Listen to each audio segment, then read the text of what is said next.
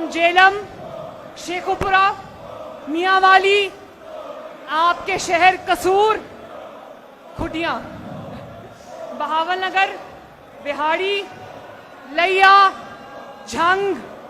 अटक, मंडी Bahauddin, Bhakkar, Chakwal, Rajanpur, Toba take Singh, Hafizabad, Faisalabad, Sialkot, मरी, गुजरांवाला, मुल्तान, साहिवाल और बहावलपुर में इस साल नई कैथ लैब्स बनाने जा रहे हैं,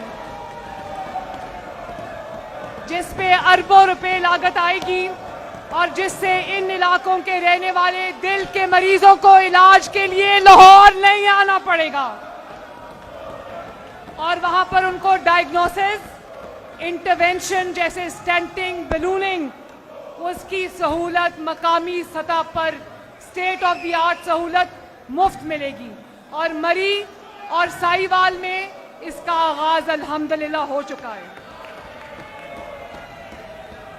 10 अरब रुपए की लागत से पूरे पंजाब की 1400